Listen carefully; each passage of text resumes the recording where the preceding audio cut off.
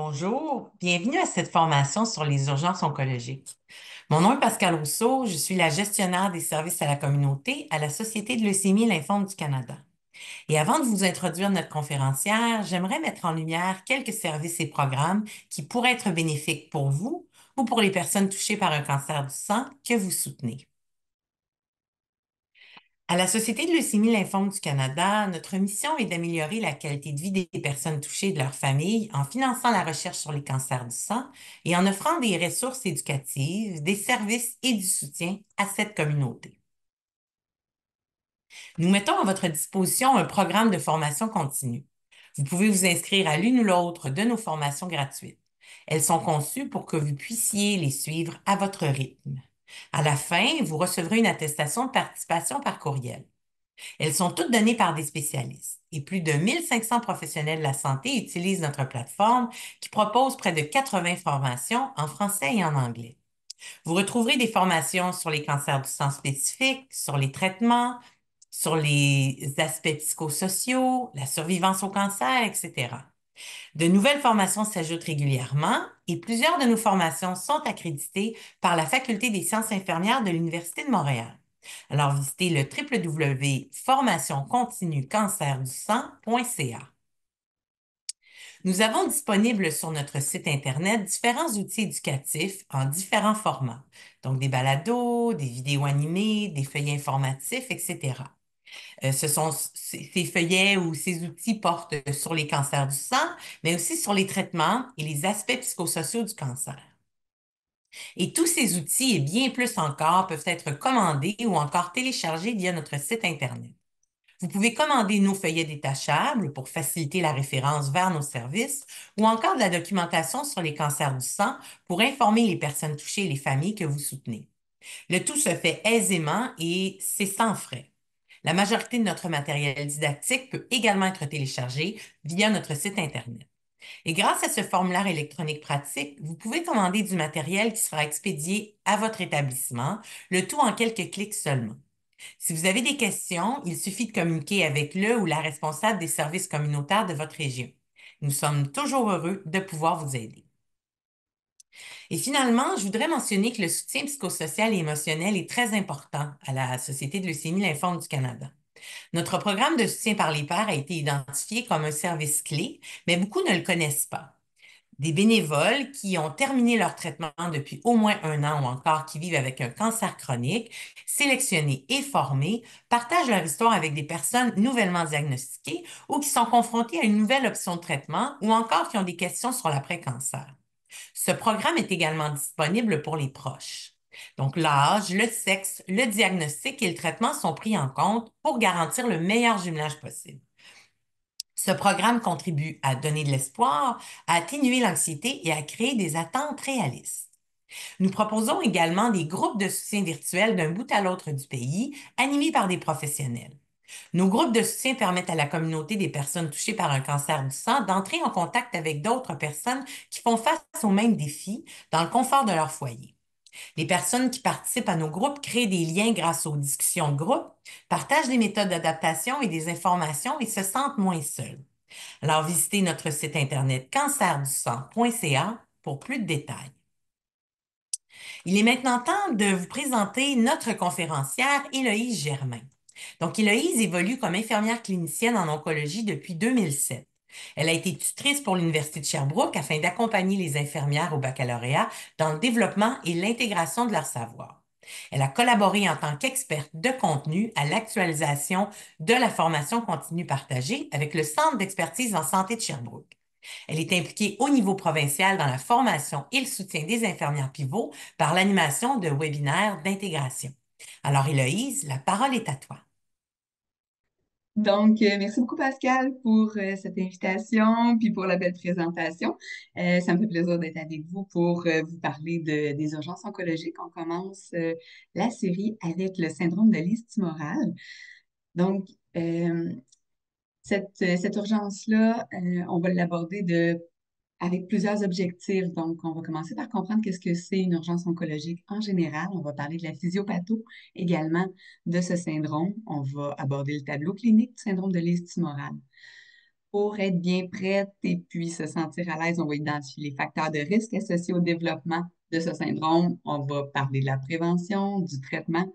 Et puis, l'aspect très important, on va parler également des considérations pour les soins infirmiers. Qu'est-ce que nous, en tant qu'infirmières, on peut faire? Comment est-ce qu'on va être bien outillés pour gérer cette situation d'urgence oncologique? Une urgence oncologique. Qu'est-ce que c'est? Donc, par définition, c'est défini comme une urgence oncologique, c'est défini comme une condition aiguë qui est causée par le cancer. Ça peut être également causé par son traitement ça nécessite une intervention urgente pour éviter des séquelles qui sont soit permanentes, soit des complications graves, puis parfois même on va jusqu'au décès du patient malheureusement. Pour intervenir adéquatement dans une situation d'urgence, c'est important de comprendre la cascade de complications qui va conduire à cette urgence-là et puis qui va être nécessaire à la prise en charge efficace. Nos interventions doivent toujours demeurer bien dosées, puis en concordance avec le stade d'évolution de la maladie, et puis le désir de l'usager, son bien-être, où est-ce qu'il en est dans la maladie, qu'est-ce qu'il veut réellement.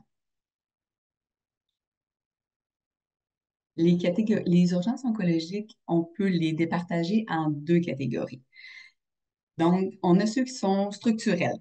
Les urgences structurelles, c'est ceux qui sont la conséquence directe de la place physique, la localisation d'une tumeur et puis évidemment sa localisation, euh, comment ça va perturber nos structures qui sont adjacentes, les structures voisines, donc les implications physiques d'une masse ou d'une compression.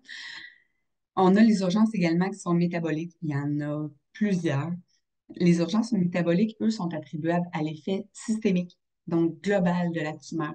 On y va, tumeur de son traitement, et puis ça peut être des sécrétions, ça peut interférer dans le processus physiopathologique.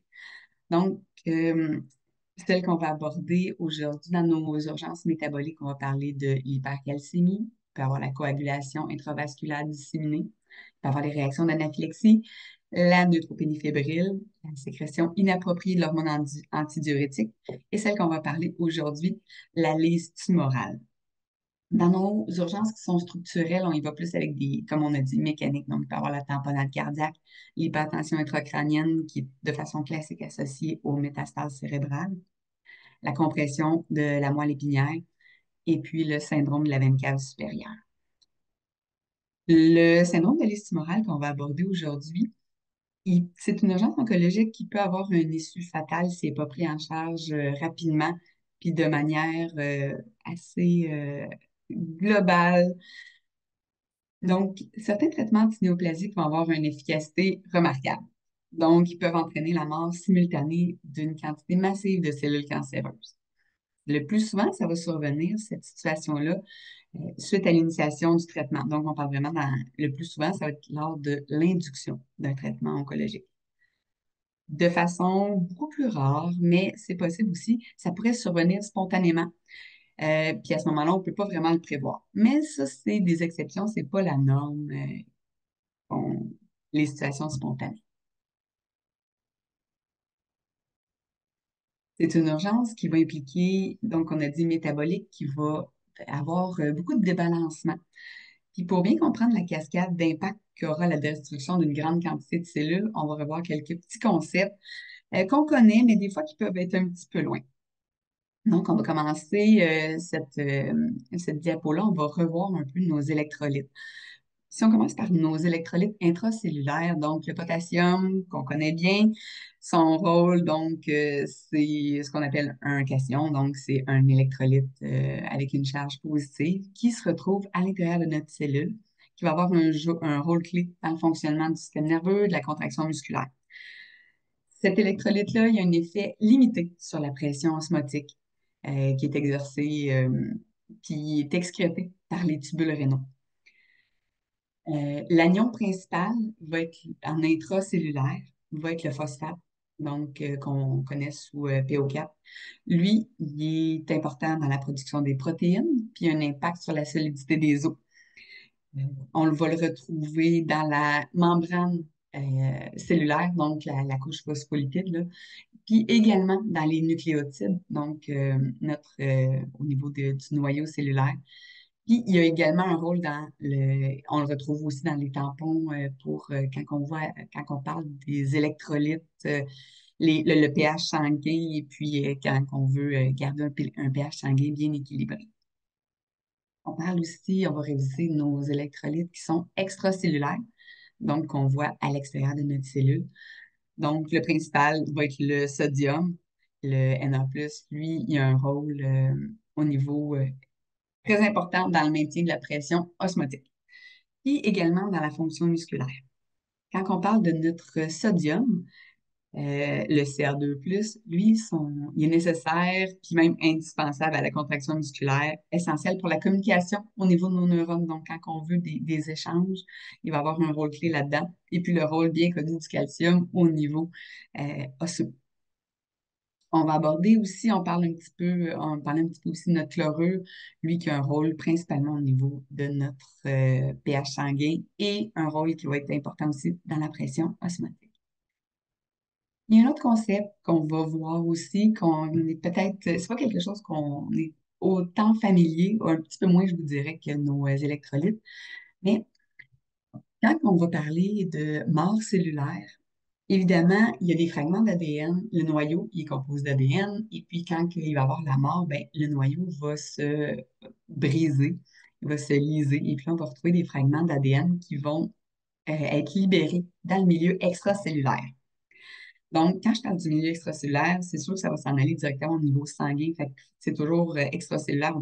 On pense au déséquilibre qui va amener, on va le voir dans nos laboratoires sanguins, dans les prises de sang. Donc, l'ADN est composé de purines. Là, on pense à nos bases, l'adénine, la guanine, et puis la cytosine et la thymine. Dans les conditions normales, ces bases-là, quand on analyse tumorale, ils sont pas, une fois qu'ils sont libérés dans la circulation sanguine en extracellulaire, ils vont être amenés à être recyclés puis éliminés de manière contrôlée. Quand on a un dérèglement, là, c'est sûr qu'on ne va pas arriver à... On va dépasser les mécanismes physiologiques normaux, puis c'est là qu'on va arriver avec des complications. Les complications vont être beaucoup plus au niveau de nos purines, donc les bases adénine et puis guanine. Eux autres, ils vont être dégradés en acide urique. Puis là, quand on a une liste tumorale, on en a beaucoup. Ça va amener une complication qui va être assez centrale dans notre concept de liste tumorale, qui va être l'hyperuricémie sévère. Donc, l'acide urique, c'est le produit final du catabolisme des purines. Les conséquences de notre de la lise, on va parler de l'hyperuricémie, qui va être l'excès d'acide urique. L'acide urique, elle va précipiter dans les tubules rénaux, puis ça va causer possiblement une insuffisance rénale aiguë. Donc, l'hyperphosphatémie qu'on va voir, il va y avoir la libération de phosphate, évidemment, qui est contenu dans les acides nucléiques. Donc, on va retrouver ça également. Puis, ça va également contribuer au déséquilibre électrolytique. Quand on parle de l'hyperkaliémie, lui, le fait d'avoir beaucoup de potassium qui se retrouve, qui passe de l'intracellulaire, qui va passer de l'intracellulaire vers l'extracellulaire, peut provoquer des arythmies, qui peuvent avoir, dépendamment évidemment des taux qu'on va avoir au niveau sanguin, ça pourrait aller jusqu'à potentiellement fatal. Fait que c'est quelque chose qu'on va surveiller de près. Donc, c'est sûr qu'on va surveiller de près nos électrolytes, les taux sanguins d'acide urique, de phosphate, de potassium, notre fonction rénale. On va s'assurer également d'une bonne hydratation pour favoriser l'hydratation, l'élimination de nos métabolites. On va administrer des médicaments qu'on va parler un petit peu plus en détail un peu plus tard, donc qui vont avoir un impact clé pour le contrôle de l'hyperuricémie. On va parler des préventions, des patients à risque, des mesures à mettre en place pour le traitement anticancéreux, et puis on va également reconnaître les signes du syndrome de liste tumorale pour notre intervention précoce en lien avec nos électrolytes. On va entrer dans le vif du sujet, donc on va parler de la physiopathologie de l'urgence de la liste tumorale. Donc, c'est un beau paradoxe, cette urgence oncologique-là, parce que la destruction simultanée et massive de cellules cancéreuses, ça peut sembler théoriquement parfait. C'est exactement ce qu'on voudrait. C'est ce qu'on souhaite, la mort des cellules cancéreuses. Le problème, c'est que lors de la destruction des cellules, comme on l'a vu tantôt, il va y avoir beaucoup de libération des composantes de l'intérieur de la cellule qui vont être libérées dans notre circulation sanguine. La libération du contenu, donc comme on vient juste de parler, potassium, phosphate, acide urique, nos bases ADN, dans le milieu, ça va entraîner des complications graves et puis des anomalies au niveau de des anomalies électrolytiques, donc des anomalies de nos électrolytes, qui, eux, peuvent aller entraîner des lésions rénales, un risque accru d'infection. Le corps doit composer avec la libération de ces composantes-là. Puis le corps, il y a des capacités habituellement. Donc, tout ça, quand ça se passe à petite échelle, quand ça se passe dans le quotidien, parce qu'il y en a dans le quotidien aussi des listes de cellules, là, le corps, les reins sont capables de composer avec la dégradation de tout ça. Les ondes tampons, tous nos électrolytes, et notre corps, il peut composer quand on est à petite échelle. La situation devient critique, par exemple, quand on a beaucoup de cellules qui vont être détruites simultanément, puis que là, le déséquilibre qui va dépasser les capacités du corps, plus particulièrement des reins, à compenser. On va également parler des niveaux de lactate déshydrogénase. Quand vous regardez dans vos prises de sang, là, les LDH, quand ils sont élevés, ils vont refléter une charge tumorale élevée. Donc, ça, c'est pas, ça va être une information qu'on va qualifier de prédictive d'un risque de lise tumorale. Parce que si on a un taux élevé de prolifération, on s'attend à avoir une réponse lorsqu'on va initier nos traitements oncologiques, nos antinéoplasiques, une réponse qui va être importante. Typiquement, cette urgence-là est observée chez les patients qui ont des tumeurs volumineuses, des tumeurs qu'on va dire sensibles aux antinéoplasiques. Et puis, ça va se développer de façon typique, je vous dirais, le 12 à 72 heures après le début, principalement de nos chimiothérapies, là, c'est la zone où est-ce qu'une vigilance va être particulièrement requise. C'est sûr que ça va être pertinent et important de la garder, je vous dirais, plus ou moins 7 jours après le début des traitements. Pourquoi ça se produit de façon classique tout de suite après l'introduction des antinéoplasiques? Et puis, c'est chez les tumeurs qui sont particulièrement sensibles, donc on a des tumeurs, des cancers qui vont l'être un peu moins. On parle de nos cancers peut-être de la prostate ou des cancers qui vont avoir un taux de réplication beaucoup plus lent. Donc, la chimiothérapie va avoir un effet qui va être plus modéré. Donc, il va y avoir de la mort cellulaire à petite échelle, fait que notre corps va être capable de composer avec ça. Lorsque la tumeur est massive, très sensible au traitement, là, la cascade de réactions liées à la mort cellulaire, elle va submerger, ça va dépasser les mécanismes d'homéostasie normaux. Fait que là, comme on le voit dans l'image là, de la diapo, on va se ramasser, ça va entraîner une hyperkaliémie et une hyperphosphatémie. Euh, Plus que la masse est volumineuse, plus que ça répond, plus que ça va être important. Les niveaux de phosphate, quand on va en extracellulaire, ils vont avoir un lien direct avec le calcium parce qu'il va avoir un lien de ces deux électrolytes-là. Et puis, le lien, quand que le phosphate, il va aller se lier au calcium, ça va créer un complexe. Des cristaux. Donc, on les appelle les cristaux calcium-phosphate.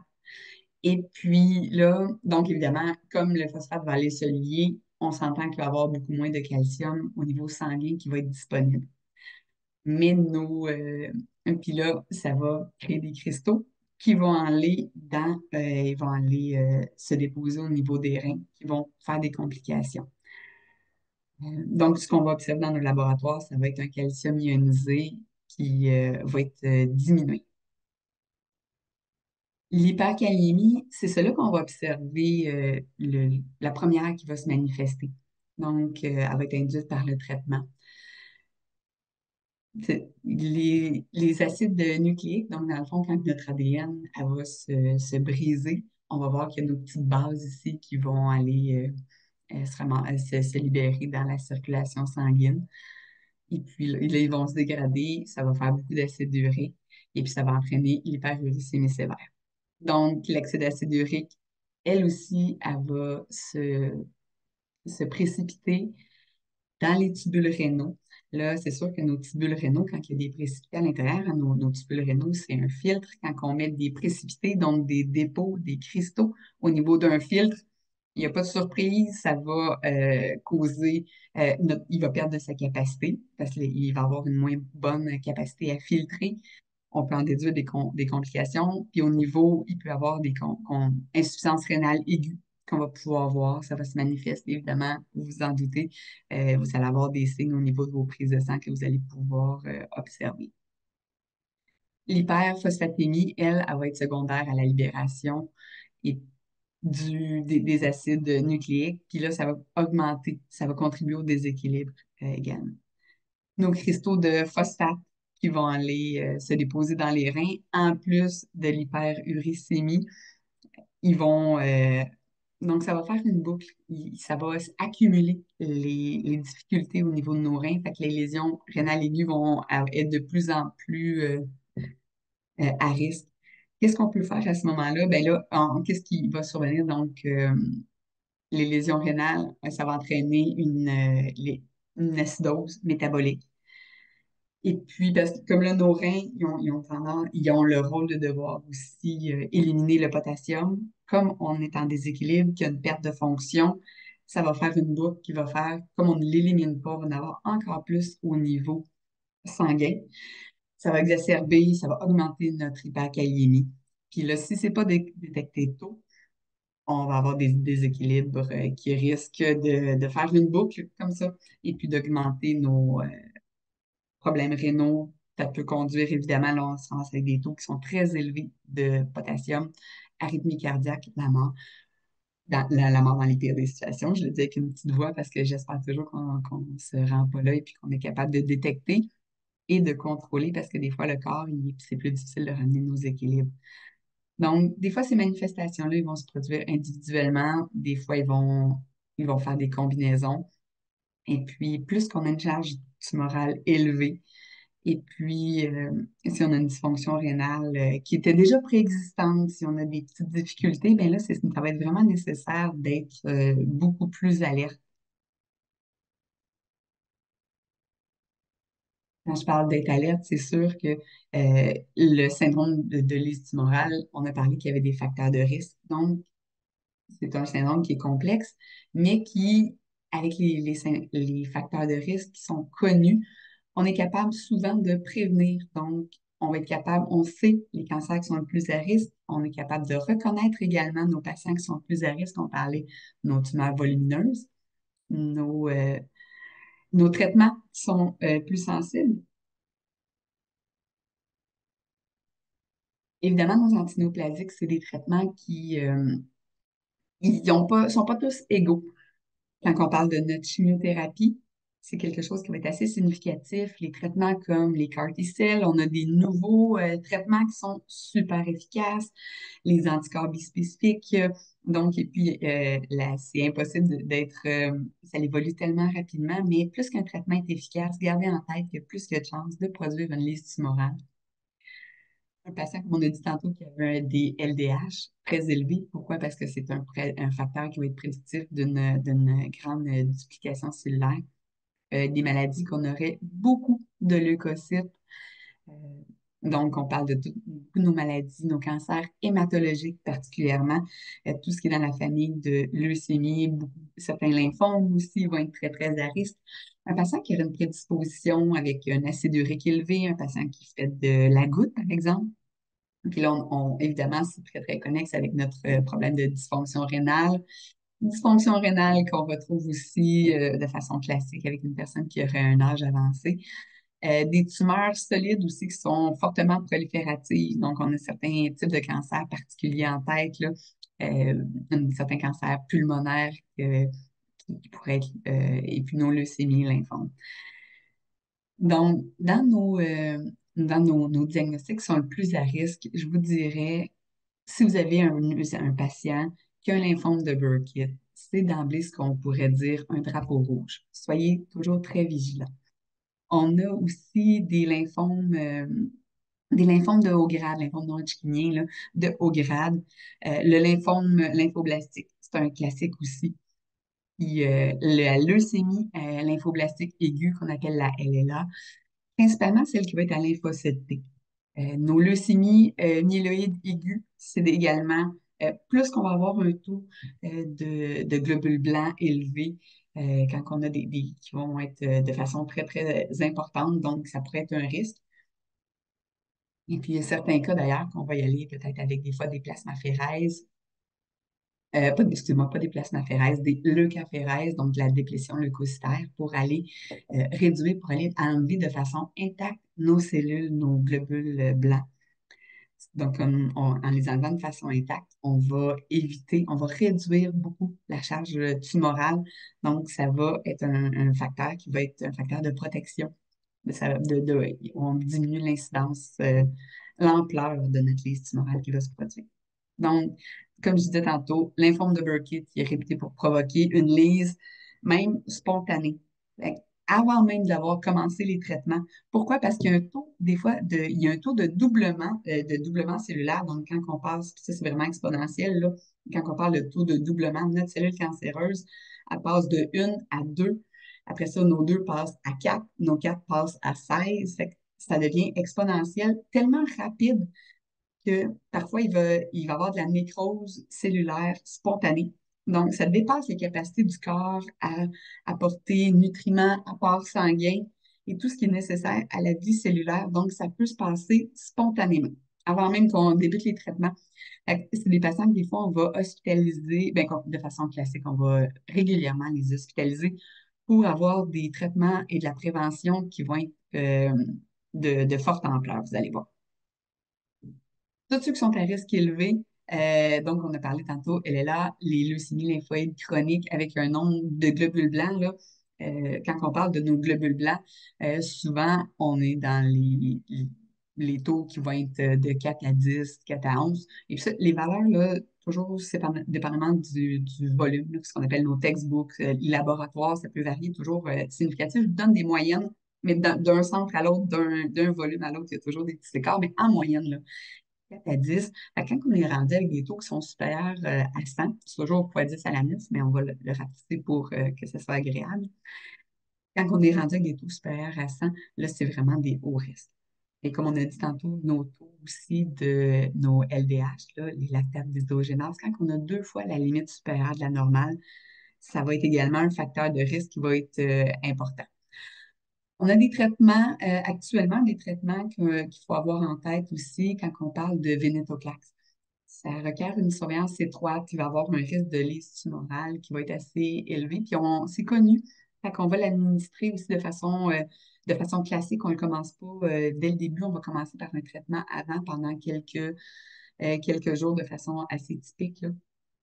Puis on va hydrater, on va suivre le patient. On a des patients qui vont être à risque, qu'on pourrait dire, intermédiaire, quand on a des globules blancs qui seraient entre 25 et 100. Fait que là, c'est quelque chose qu'il faut surveiller. Puis, dépendamment aussi de tous les autres facteurs de risque, là, il n'y a pas de parcours typique, donc hospitalisation versus non-hospitalisation. Il faut vraiment avoir un portrait global du patient, son âge, sa fonction rénale, toutes les autres valeurs là, qu'on a parlé, qui sont dans notre petite marguerite à l'écran. Ils vont avoir une influence là-dessus. Donc, certains cancers, tantôt je vous parlais des cancers solides aussi. Donc, cancer du côlon métastatique quand on aurait une grosse masse tumorale. Cancer du poumon également, nos cancers, ce qu'on appelle la petite cellule.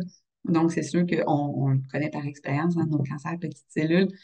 Quand ils arrivent, ils ont des grosses charges tumorales. C'est un cancer qui répond aussi très bien au traitement, qu'on va avoir une nette diminution des tailles. Fait que c'est sûr que ça ne disparaît pas par magie, ça va tout aller déséquilibrer nos pH sanguins et puis tous les électrolytes. Euh, il y a d'autres modalités de traitement aussi qui vont exposer le syndrome de lise tumorale. Donc, quand on parle de nos traitements aussi, tantôt j'en ai nommé quelques-uns, mais les traitements très actifs, là, l'étoposide, tamoxifène, il y en a plusieurs qui vont provoquer une lise. De façon un peu moins classique, mais ça peut arriver aussi, des fois juste en commençant avec des corticostéroïdes, des fois ça peut être suffisant pour Donc, faire une liste tumorale, vous allez observer aussi, des fois, il y a certains patients qui vont avoir juste des corticos pour commencer. Donc, des fois, on veut aussi l'étaler pour donner une chance au corps. On a des anticorps monoclonaux aussi qui sont très efficaces, qui peuvent être des médicaments à surveiller.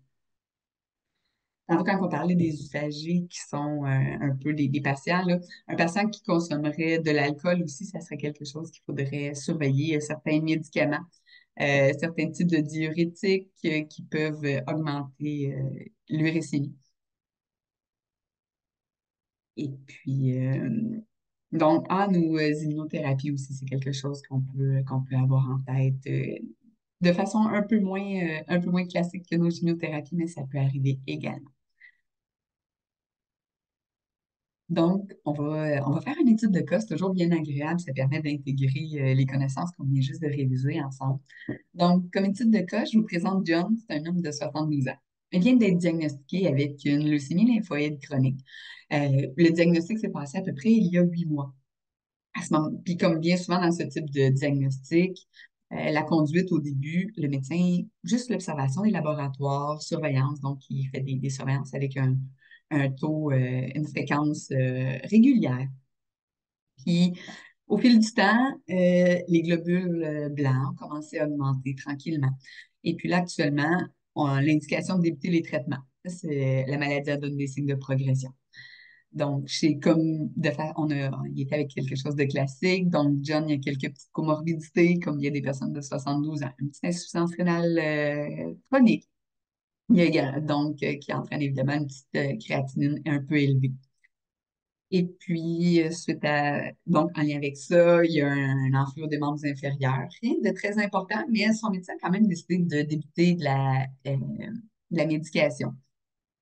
Sa maladie, elle a progressé. Et puis là, on parle du traitement d'induction. Et puis, donc, à la lumière des nouvelles connaissances que vous avez ou de la mise de la révision des connaissances, on va prendre le temps pour réfléchir à la situation. Donc, je vous invite à vous questionner. Est-ce qu'il y a quelque chose qui vous préoccupe dans l'histoire de John? Y a-t-il des données que vous aimeriez avoir, des informations supplémentaires? Donc, l'insuffisance rénale après signifier que ses reins peuvent avoir du mal à filtrer nos composantes, les composantes cellulaires libérées pendant le traitement. Donc, ça va vous amener à vous questionner sur les complications. Donc, effectivement, ça augmente son risque de complications. On va avoir en tête de surveiller de façon particulière notre hyperuricémie, déséquilibre de nos électrolytes. Et puis, donc, les résultats de laboratoire, là, quand le médecin il a décidé de parler à John de débuter les traitements, on a des résultats de phosphate qui sont légèrement augmentés. Le calcium sanguin, on est un petit peu diminué. On est quand même près de nos valeurs. Le potassium, on est correct, mais on est dans la limite supérieure. Notre créatinine est un petit peu augmentée. Ça va être quelque chose à suivre. Nos LDH, eux autres, sont 2 fois quand même la limite supérieure de la normale. Fait que ça nous préoccupe. Nos globules blancs, donc ceux-là sont très élevés. Là, de façon grossière, on peut dire que ça serait 5 fois la valeur de la normale. Fait que ça nous parle d'une charge tumorale importante. Ça nous met à risque plus élevé. Donc, ça va, évidemment, vous, en tant qu'infirmière, si vous avez ça, euh, il faut qu'il y ait une vigilance qui s'installe et puis un suivi des laboratoires qui va être un plus rigoureux. Donc, l'utilisation de la médication, c'est un diurétique qui va avoir une épargne potassique, donc ça pourrait compliquer le traitement. Va falloir voir aussi, être alerte sur notre équilibre électrolytique pendant la thérapie d'induction. Donc, probablement penser à un dosage, informer aussi notre patient de boire bien, de calculer, puis de suivre le dosage ingéré, excrété. Le fait qu'on tombe dans une phase plus progressive de la leucémie s'ajoute à l'urgence de prendre en charge rapidement puis de prévenir les complications. Donc, c'est sûr que puis je voudrais savoir aussi, donc je vous invite à vous questionner, est-ce qu'il y a des résultats de laboratoire qui ne sont pas indiqués à l'écran, mais qu'ils pourraient vous intéresser? Donc, des fois, ça vaut la peine d'aller regarder dans les prises de sang, même si ce n'est pas ceux qui ont été demandés euh, récemment par le médecin, donc dans les derniers jours. Peut-être qu'on en a qui seraient dans les dernières semaines ou qui pourraient être pertinentes. Donc, le taux de filtration glomérulaire, c'est quelque chose, si vous êtes capable de l'avoir dans vos derniers laboratoires, ça va vous aider à mieux comprendre la fonction rénale, à quel point les reins peuvent gérer la charge métabolique pendant le traitement. Donc, à la différence, là, le taux de filtration glomérulaire, ça va mesurer le volume de liquide que les reins filtrent par une unité de temps. Alors que la créatinine, elle, c'est un déchet métabolique qui est excrété par les reins. Mais évidemment, on utilise le taux de filtration glomérulaire dans la formule mathématique pour calculer notre créatinine. Donc, les deux sont intimement liés, mais ça a quand même une valeur qui serait importante.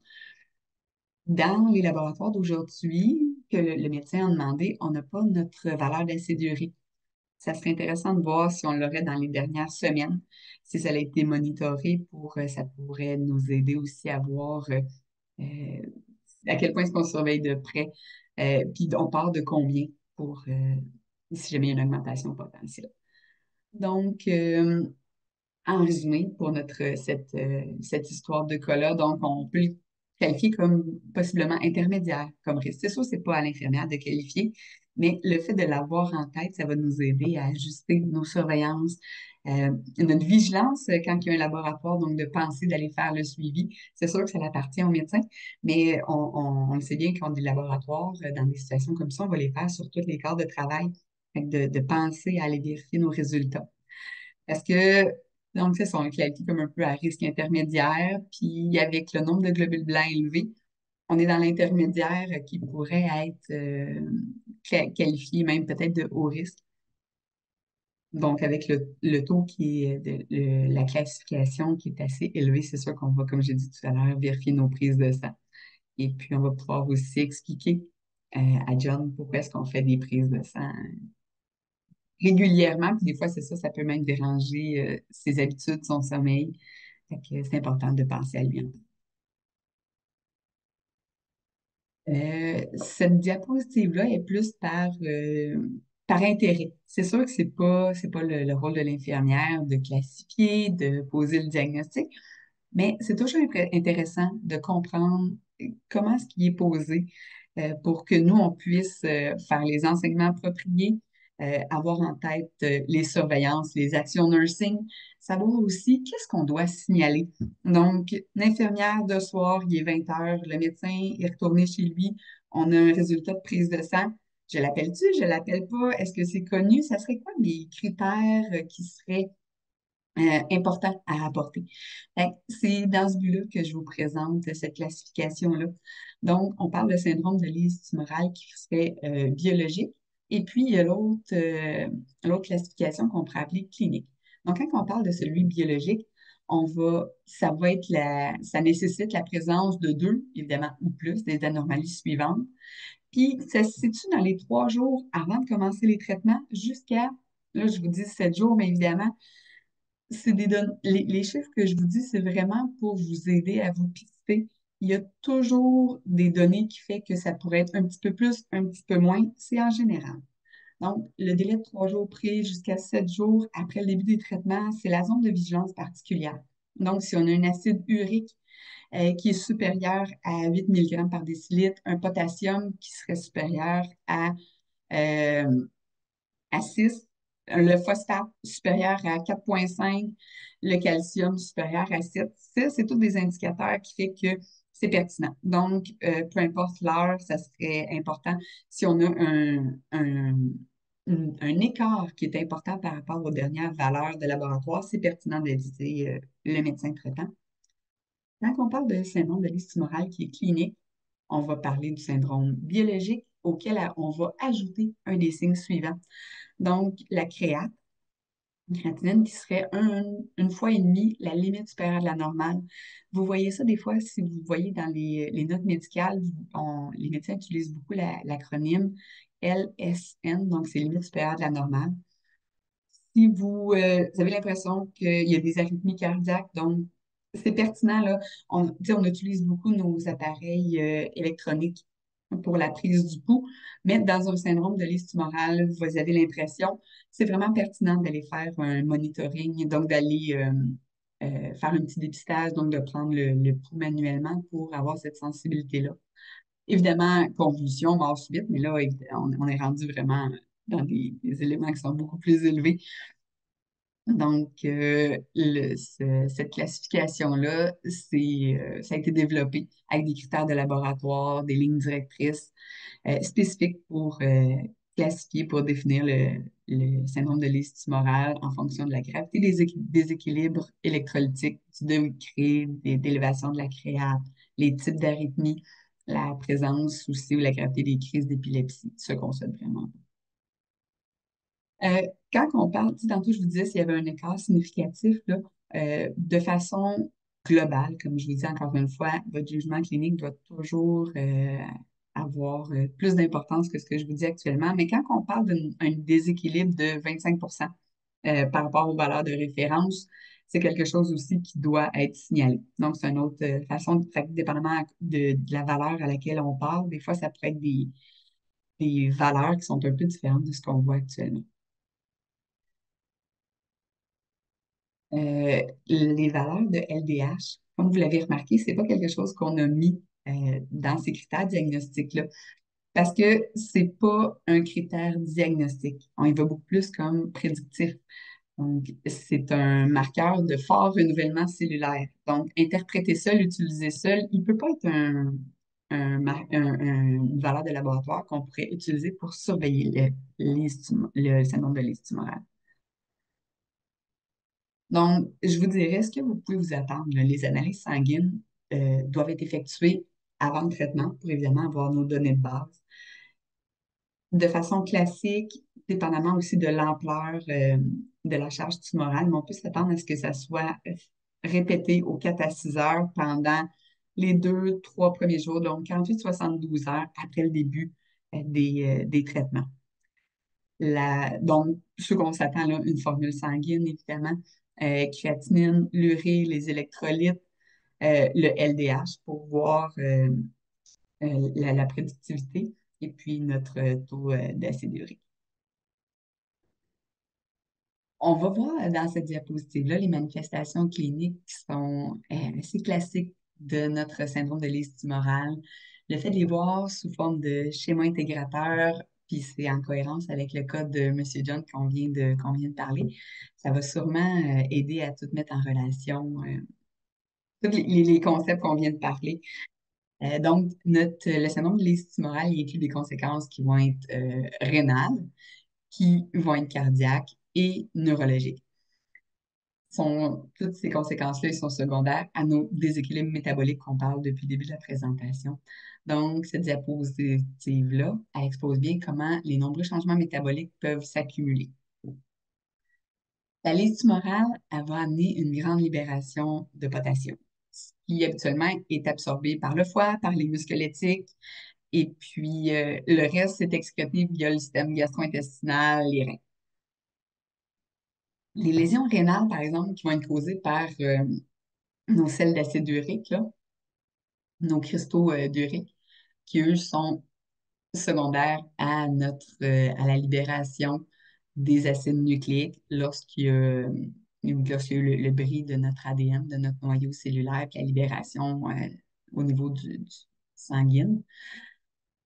Et nos cristaux vont faire des dommages au niveau de nos lésions rénales. Fait que tout ça, quand on additionne les deux, c'est sûr qu'il va y avoir une accumulation.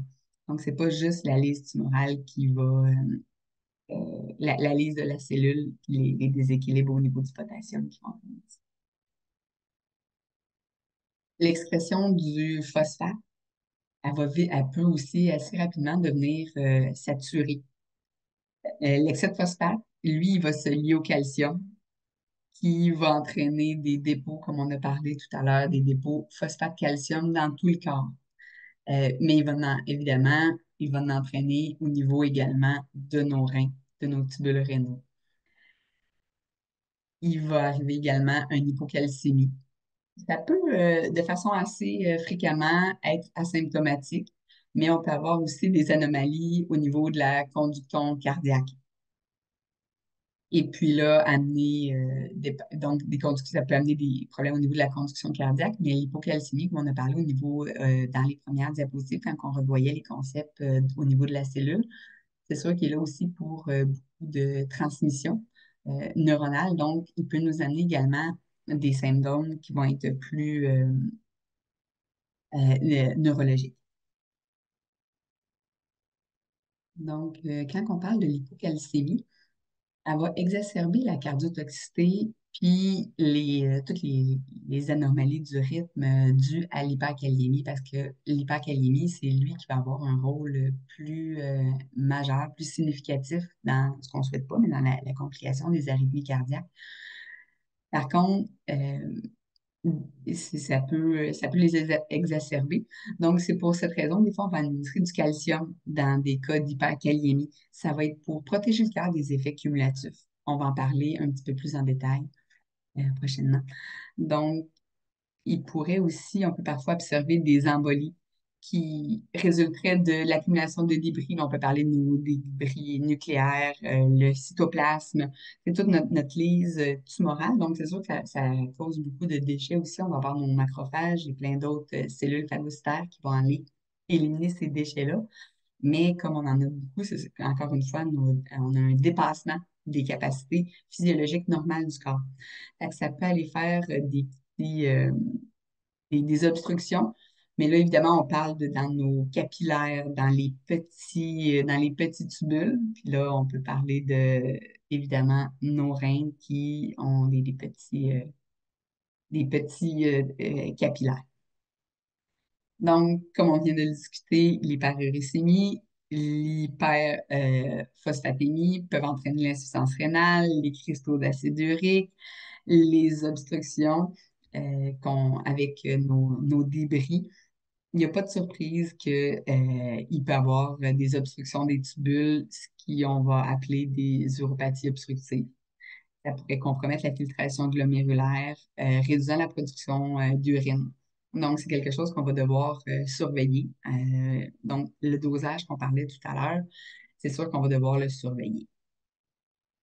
Il y a des symptômes qui sont non spécifiques qu'on va aborder beaucoup à la diapositive suivante, là, mais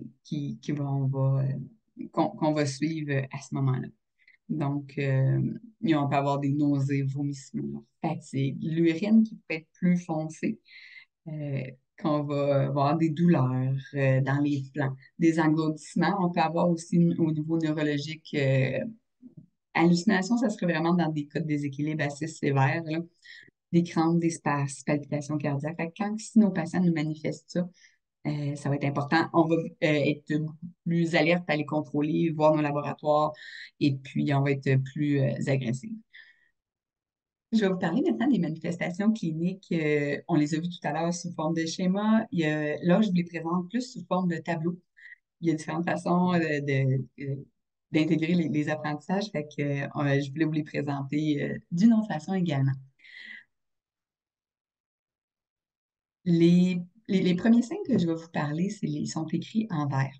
On les a, c'est par exemple des signes qui sont un peu vagues, un peu générales, qu'un patient qui vient d'avoir un nouveau diagnostic, une hospitalisation, l'annonce d'une maladie grave, le début des traitements aussi, et ça va être pas si facile de dépister. Par contre, c'est toujours plus facile après de voir, ah ben oui, c'était des signes, mais je vous les présente. Donc, qu'on va voir, ça va être de la diarrhée, nausées, vomissements, des paresthésies, de la fatigue, de la léthargie, des crampes musculaires. On peut avoir... Non, avec les crampes aussi, on peut observer le signe de trousseau. Quand vous prenez votre brassard à pression, et puis ça provoque le spasme des doigts, puis de l'avant-bras, puis la flexion du poignet. Donc, de façon classique, là, si jamais vous voyez ça, ça, c'est un signe qui pourrait, que je vous demanderais d'être vigilante. C'est associé habituellement avec un taux de calcium qui est bas. Fait qu'allez vérifier vos laboratoires si vous voyez le signe de trousseau. Faire attention aussi aux douleurs articulaires. Ça pourrait être un symptôme précoce. Pourquoi? Douleurs articulaires. On pense à nos cristaux d'acide urique qui se déposent dans nos articulations, provoquant des douleurs similaires à la goutte, une maladie un syndrome qu'on connaît un peu mieux que le syndrome de l'isthmorale. Mais si vous avez ça, allez vérifier vos laboratoires encore une fois, puis cette fois-ci, petite vigilance sur l'acide urique. Les stades intermédiaires, donc, qu'on va observer, on pourrait voir une oligurie, une surcharge liquidienne, de l'hypertension, de l'insuffisance cardiaque congestive, des convulsions qui pourraient être quand même à stade intermédiaire beaucoup plus élevés. Ceux qui sont tardifs, très préoccupants, que là, ça nous prend une intervention euh, significative, présente, une infirmière au chevet, des soins qui vont être beaucoup plus intenses. Évidemment, toujours si on est, dépendamment de l'intention du patient, là, qu'est-ce qu'il veut, lui, comme intensité de traitement. Mais dès les premiers signes, c'est bon d'aller vérifier notre niveau de soin, de s'assurer que c'est bel et bien disponible au dossier de l'usager, que ça a été abordé avec le médecin, jusqu'où on va dans notre intensité de traitement parce que ça peut être, comme on a dit, c'est une urgence oncologique qui peut parfois être mortelle, puis c'est pas toujours facilement disponible au dossier. Fait qu'assurez-vous de vous le donner l'information au rapport du niveau de soins que notre patient y souhaite.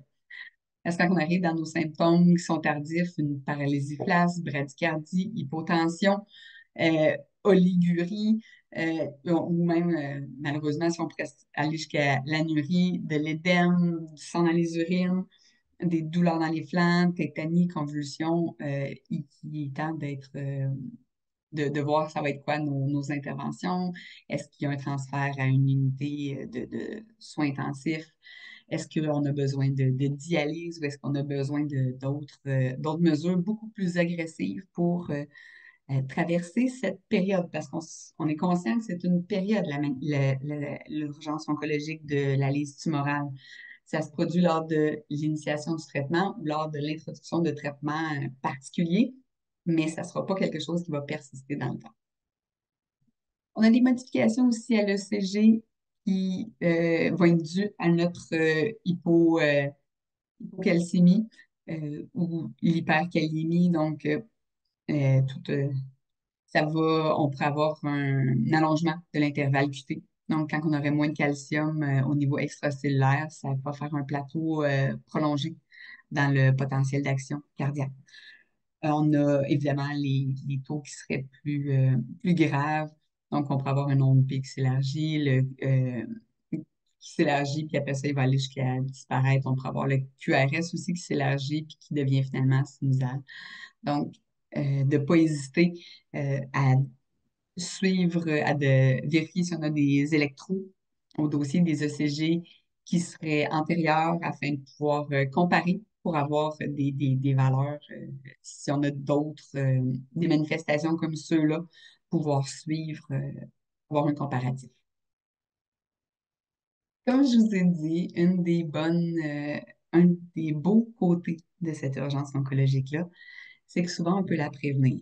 Si on peut la prévenir, ça peut changer de façon très importante l'issue de la maladie. Comment est-ce qu'on peut la prévenir? Les stratégies, l'hydratation, ça va vraiment être une clé. Donc, c'est fort possible que notre patient soit hospitalisé dans le but d'avoir une hydratation intraveineuse massive. Donc, c'est sûr qu'on va l'ajuster selon la capacité, si notre patient est âgé, cardiaque, toutes ces composantes-là. Donc, les valeurs que je vous donne, c'est toujours en moyenne et puis c'est des valeurs de référence. Vos médecins, parce qu'eux autres, ils vont prescrire de façon personnalisée envers le patient, l'usager. Ça peut varier, puis c'est normal. Je vous donne juste des lignes directives pour un peu qu'est-ce que vous pouvez vous attendre quand vous allez lire le dossier, quand vous allez voir les ordonnances, ou si vous devez appeler le médecin le soir, la nuit. Euh, Qu'est-ce qu'ils pourraient demander ou ajouter comme valeur.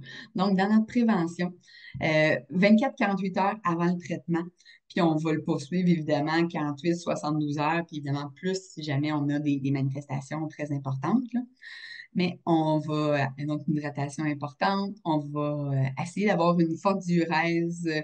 Idéalement, on vise à peu près un 3 litres par jour. De façon classique, on va y aller avec un soluté, un sérum physiologique. Il y a certaines situations où est-ce qu'on pourrait y aller aussi avec un dextrosé. Des volumes qu'on peut s'attendre à à un haut débit, peut-être un 125 millilitres heure pour vous donner un ordre d'idée.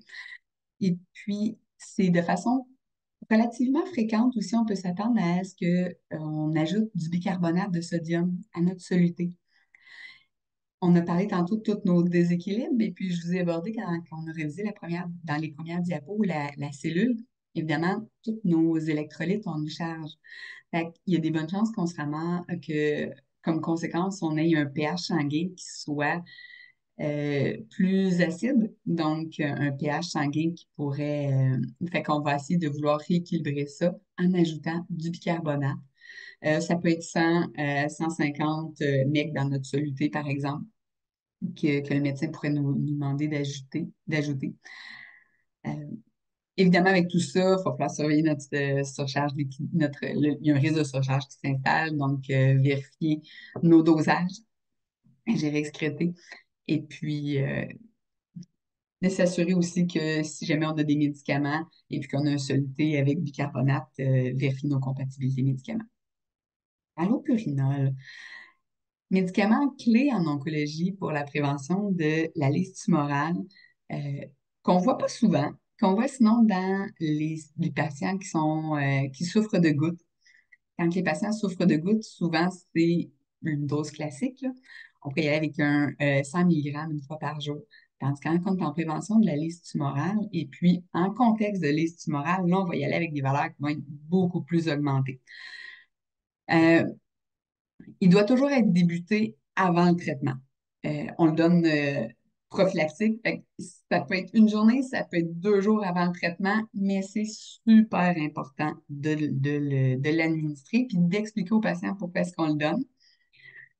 L'allopurinol va empêcher la formation de l'acide urique. Il n'agit pas sur l'acide urique qui est déjà formé. Fait que c'est pour ça qu'il faut l'utiliser en prévention. Ça va être pour éviter d'en fabriquer le nouveau. Donc, malgré l'utilisation de l'allopurinol, une néphropathie pourrait s'installer. Puisque l'allopurinol, c'est un inhibiteur de la xanthine oxydase, ça pourrait entraîner une accumulation de la xanthine qui lui pourrait conduire à une néphropathie. Donc, ça va être quand même de surveiller toutes nos valeurs aussi. Au niveau diététique, c'est sûr que ça ne sera pas la clé, mais c'est important d'en parler. Nos patients aussi se sentent des fois, quand on est pris dans la tempête de nouveaux diagnostics, début des traitements et toute cette intensité-là, nos patients nous rapportent beaucoup qui ont l'impression de ne pas être en contrôle, que tout part en tourbillon. C'est rassurant d'avoir du contrôle. C'est rassurant qu'on fait quelque chose, qu'on est actif dans nos traitements, dans nos soins. Donc, je vous recommande d'y aller aussi avec ces enseignements-là. C'est sûr que ça ne sera pas eux la clé, mais quand même. Les alimentations. Donc, on va faire attention aussi de pas manger, d'avoir une diète qui ne sera pas trop élevée en potassium, pas trop élevée en phosphate les jours avant les traitements, puis dans les jours suivants. Le bilan de la médication, c'est sûr que là, nos pharmaciens, donc l'approche interdisciplinaire, notre nutritionniste qui peut nous aider si on n'est pas très à l'aise avec les diètes qui seraient, qu'est-ce qui contient beaucoup de phosphate, qu'est-ce qui contient beaucoup de potassium. Puis notre pharmacien va pouvoir nous aider. Il y a des médicaments, dans le fond, qui prennent des inhibiteurs, par exemple, de l'enzyme de conversion de l'angiotensine, des bloqueurs de récepteurs de l'angiotensine, des inhibiteurs directs de la rénine, des diurétiques d'épargne potassique. Donc, pourrait pouvoir devoir les arrêter pour éviter d'aggraver l'état hypercalémique. On va reprendre notre étude de cas avec John, 72 ans. Avec John, on a commencé le traitement par l'obinutuzumab. Euh, Jour 1 à jour 21, on a donné ce traitement-là. Donc, ça fait 3 semaines, ça va bien, ça s'est déroulé sans incident, il n'y a pas eu de complications. Donc, il a pu avoir congé. Au jour 22, on commence le vénétoclax. Donc, Venetoclax, c'est un médicament qui est par la bouche. Après sa deuxième dose, le Venetoclax, c'est à prendre tous les jours, mais le lendemain, le 23, le jour 23, excusez-moi, de son cycle, après la deuxième dose, là, il se sent moins bien, il commence à avoir de l'inconfort. John est un patient exemplaire, il boit bien, il a environ 2 litres d'eau par jour, il a pris à tous les jours son comprimé d'allopurinol, puis il est bien au courant qu'il va falloir qu'il continue jusqu'à la fin du deuxième cycle. Il prend de la vitamine D3, il prend également de l'Almagel lorsque, lorsque nécessaire. Donc, nos résultats de prise de sang, 24 heures après le début du Venetoclax, on est rendu avec des valeurs, donc vous les avez ici, l'acide urique qui est nettement augmenté, notre phosphate qui est augmenté, notre calcium, lui, qui est diminué, notre potassium qui est à un taux qu'on qualifie de très élevé, de critique, notre créatinine qui a augmenté, nos LDH aussi beaucoup, nos globules blancs qui sont augmentés, mais quand même mieux que c'était lors de l'autre, au début du traitement. Est-ce que vous avez l'impression avec des valeurs comme ça que votre syndrome de Lise tumorale il est bien sous contrôle?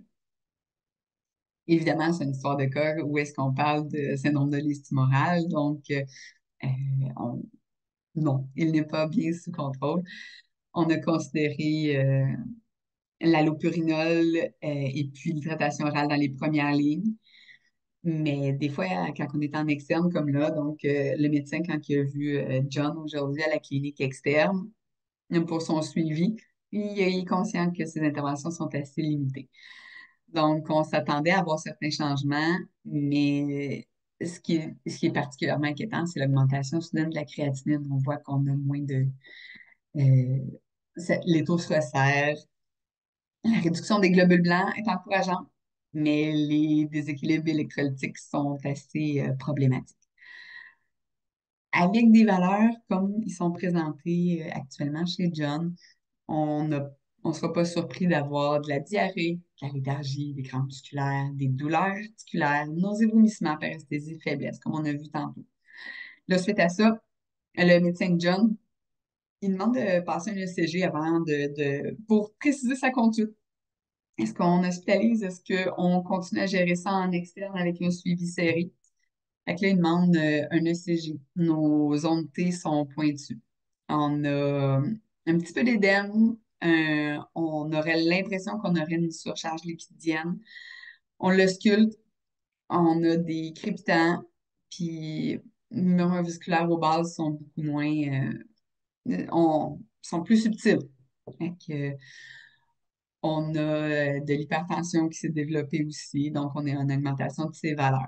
Ce qui nous rassure, par exemple, quand on a pris euh, notre pression, on a observé, on n'avait pas de signe de trou souffrant. Pourquoi est-ce qu'on donnerait de l'almagel à John? C'est pas très franc, mais c'est un médicament qui est quand même assez facile. Donc, c'est de l'hydroxyde d'aluminium. Ça peut être utilisé pour aider à augmenter le phosphate. La vitamine D3, elle aurait un rôle dans l'absorption du calcium et puis donc et du phosphate, donc ça pourrait aider à contrer l'hypocalcémie. C'est pas des joueurs clés, mais c'est quand même des médicaments qui sont euh, plutôt faciles à prendre sans grande complication, donc ça vaut la peine parfois de les ajouter.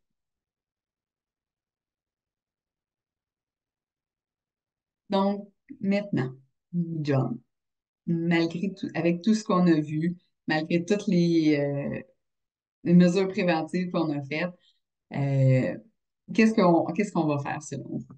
Donc, le syndrome de la lisse morale, ça pourrait quand même se développer. Comme on a dit tantôt, l'hydratation, la l'allopurinol, ça a été débuté. Même si on est en situation d'urgence, on les maintient. C'est pas parce qu'on va plutôt y aller avec de l'ajout, mais on va pas retirer des mesures qu'on a déjà mises en place. La prise en charge, elle va s'assurer de préserver notre fonction rénale. On l'a vu tantôt, c'était vraiment la clé parce qu'il y a beaucoup d'éliminations qui vont se produire via les reins ont un gros rôle dans le maintien de nos électrolytes et puis dans les tampons qu'on va faire avec le pH sanguin.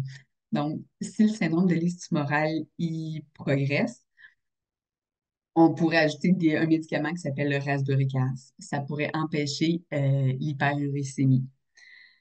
Donc, l'allopurinol, lui, empêche la formation de l'acide urique. Le rasburicase, lui, il convertit l'acide urique à un métabolite qui est plus soluble. Il va donc aider à décomposer l'acide urique. De façon plus technique, là, le rasburicase, c'est un urate oxydase recombinant. C'est administré intraveineux de façon quotidienne pendant, de façon un peu classique, 5 jours.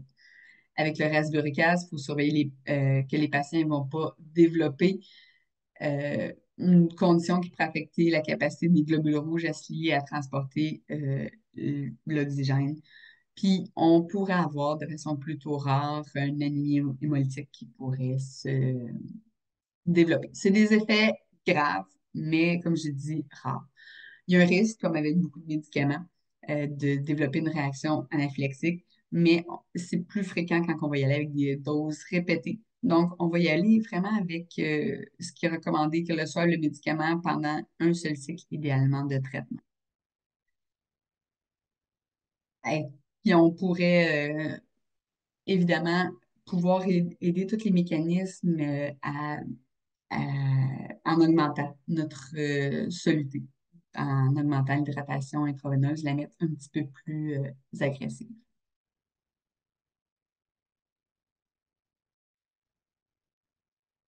Un résumé des principaux points couverts dans cette image-là, donc les considérations pour les soins infirmiers. Ce qu'on va faire, c'est évidemment soins surveillance de nos nausées vomissements, des, une évaluation continue des signes de gastro-intestinal, rénal, pour nous permettre, neuromusculaires, neurologiques, pour nous permettre des interventions précoces, spécifiquement les signes vitaux, euh, les indicateurs de complications, l'œdème, les problèmes au niveau du rythme cardiaque, les signes de déséquilibre électrolytique. Ce qui est aidant pour les soins infirmiers, c'est l'utilisation d'outils, des protocoles qui sont normalisés. Ça nous, ça contribue à garantir les meilleures pratiques, collaboration interdisciplinaire efficace pour la gestion des patients qui vont avoir une liste tumorale.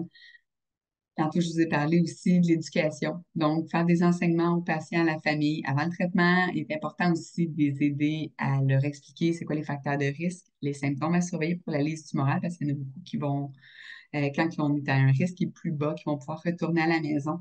Mais ils doivent savoir quand nous alerter, qui alerter. Ils doivent avoir des numéros de téléphone à joindre en cas d'urgence, des consignes, sinon pour se rendre à l'urgence au bon moment. Les recommandations alimentaires, les recommandations évidemment au niveau de médication en vente libre, l'hydratation. Qu'est-ce qu'on va faire si jamais le signe, le syndrome de liste tumorale s'installe quand on est en intervention? On va à ce moment-là expliquer au patient les raisons des traitements spécifiques. Ça va de façon assez fréquente impacter la fonction rénale, le dosage des thérapies pour le cancer. Ça peut être stressant parce que ça va arriver que on va devoir diminuer, mettons, par deux, de 50% la dose de l'antinéoplasique. Le patient, il veut recevoir. Vous le savez, dans votre quotidien, quand on a une diminution de dose, les patients, ça les angoisse parce qu'ils veulent vraiment voir souvent la pleine dose, s'assurer que le traitement est efficace.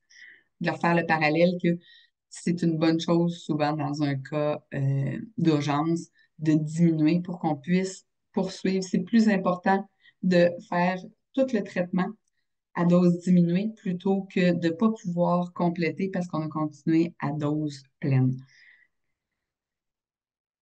Ils peuvent avoir besoin aussi de soutien pour des problèmes hématologiques, surveillance de l'ECG, donc les dispositifs d'accès veineux, la gestion de la douleur, prévention des infections, et de tout faire ces surveillances-là comme on fait avec tous nos usagers.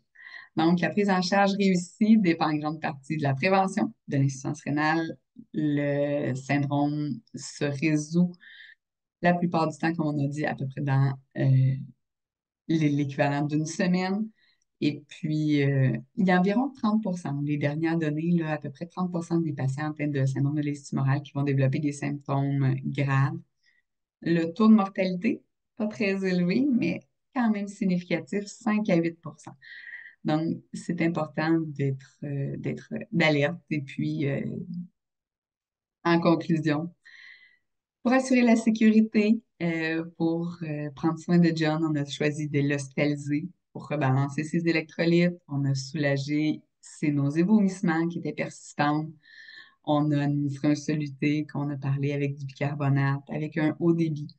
Et puis, on a donné des antiémétiques. C'est sûr qu'avoir des nausées, vomissements, c'est rien pour aider avec l'équilibre électrolytique. Il a dû recevoir 3 doses de rasburicase. L'oncologue a décidé de suspendre la dose suivante de venetoclax. Et puis, au congé, on aurait débuté à 50% de la dose initiale.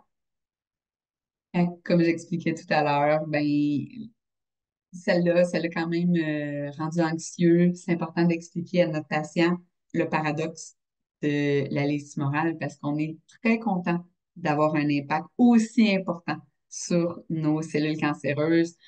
C'est quelque chose qui est agréable de voir qu'on est capable d'en tuer autant. Mais le paradoxe est que quand ça en tue beaucoup et trop rapidement, il y a des complications importantes. Donc, on va préférer essayer de donner une chance à tous nos mécanismes physiologiques normaux et puis que ça se passe de façon un petit peu plus étalée, euh, la mort cellulaire. Donc, merci beaucoup pour votre participation, pour avoir participation à cette formation, pour l'écoute. Si vous avez plus d'interrogations, je vous laisse ici des bonnes références qui pourraient aider à compléter votre curiosité si vous souhaitez en savoir plus sur cette formation, sur cette urgence oncologique. Je vous souhaite une bonne fin de journée. Mais merci beaucoup, Héloïse, pour cette présentation très pratique, beaucoup d'outils là, qui, je suis certaine, va vraiment aider les infirmières et les infirmiers sur le terrain à soutenir les gens là, qui sont aux prises avec une urgence oncologique. Alors, j'espère qu'à la maison, vous avez apprécié. On vous invite à accéder à la plateforme de formation continue pour visionner les autres formations qui ciblent les urgences oncologiques ou encore nos autres formations sur les cancers du sang, sur les traitements, les soins inclusifs en oncologie, la gestion des effets secondaires, etc. Et je veux mentionner que cet événement a été rendu possible grâce au soutien de AbbVie. Je vous rappelle que vous pouvez commander du matériel qui vous aidera à diriger les personnes touchées et les familles que vous soutenez vers nos services, comme par exemple nos feuillets détachables que vous voyez à l'écran. N'hésitez pas à les diriger vers nous le plus tôt possible après le diagnostic. Nous pouvons les aider à se préparer à ce qu'elles ont nommé comme étant l'étape la plus difficile de leur expérience du cancer, l'annonce du diagnostic à leur famille. Alors sur ce, merci d'avoir été avec nous et à très bientôt.